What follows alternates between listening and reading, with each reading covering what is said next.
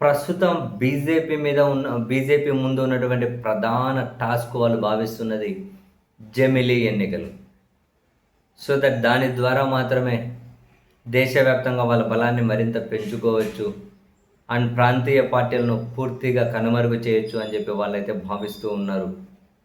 So జమిలీ ఎన్నికలై ఒకేసారి కనుక అంత చోట్ల ఎన్నికలు జరిగాయి అంటే ఇప్పటికే ప్రాంతీయ పార్టీల హవా లేకుండా పోతుంది. ఇంకా అవి 1-2 టర్మ్స్ అయిపోగానే ఇంకా ఆ పార్టీలు కనిపించకపోవచ్చు. అయితే ఇప్పుడు ఈ ఒకే దేశం ఒకే ఎన్నిక అనే ఈ జమిలీ ఎన్నికలకు సంబంధించి 2029లోనే జరిపించబోతున్నాము అని పార్లమెంటరీ సంయుక్త సంఘం అధ్యక్షుడు పిపి చౌదరి శుక్రవారం ప్రకటించారు. ఒకే దేశం ఒకే ఎన్నిక సంస్కరణను 2029 సార్వత్రిక ఎన్నికల నాటికే పూర్తిగా అమలులోకి తెచ్చేందుకు ఒక యంత్రాంగాన్ని రూపొందించే పనిలో ఉన్నామని చెప్పి ఆయన ప్రకటించారు. అంటే పార్లమెంటుతో పాటు అన్ని రాష్ట్రాల శాసనసభ ఎన్నికలు ఒకేసారి నిర్వహించే అంశాన్ని ఆ కమిటీ పరిశీలిస్తోంది. సో 2029 నాటికే జరిపించడం కోసం ఒక యంత్రాంగాన్ని రెడీ చేస్తూ ఉన్నాము అని. దీని మీద వాళ్ళు ఏవో సర్వేలు చేశారట.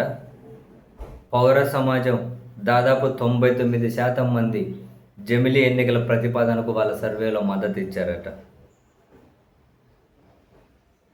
సో ఇక మిగిలింది అన్ని రాజకీయ పార్టీలకు ఆమోదయోగ్యమైన ఒక యంత్రాంగాన్ని రూపొందించే ప్రయత్నం జరుగుతుందట.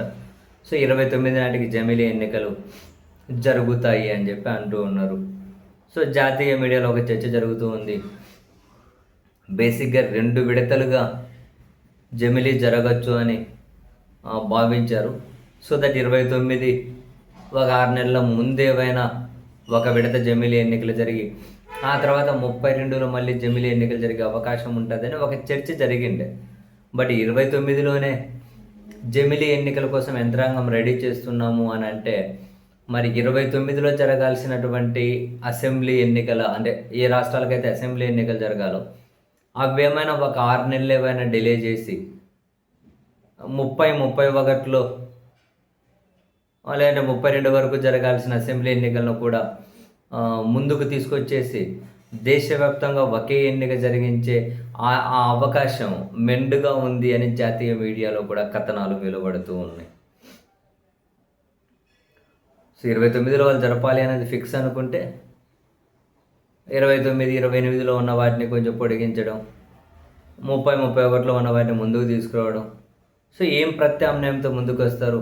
సో మొత్తం మీద అయితే 29లో జరిపితే మాత్రం ఆ సంవత్సరంలో జరగాల్సినటువంటి అసెంబ్లీ ఎన్నికలకు సంబంధించి కనీసం 6 నెలలు ఆలస్యం జరగచ్చు అని ఒక జాతీయ మీడియా అయితే అంచనా వేస్తూ ఉంది.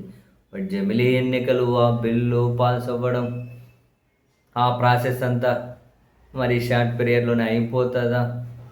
ఏముందిలే, కేంద్రం అనుకుంటే పాస్ అవ్వాలనుకుంటే చేసేస్తారు, అవసరం అనుకుంటే పార్టీలను చీల్చేస్తారు, ఎంపీలను లాగేస్తారు. ఇప్పుడు అవే జరుగుతున్నాయి కదా ఏదైనా పాస్ చేయాలనుకుంటే. ఇప్పుడేం సిద్ధాంతాలా లేకుంటే ఇప్పుడేమైనా కనుక నిబద్ధత దేనికి కట్టుబడి ఉన్నారు ఏ ఎంపీలైనా ఏ పార్టీలైనా?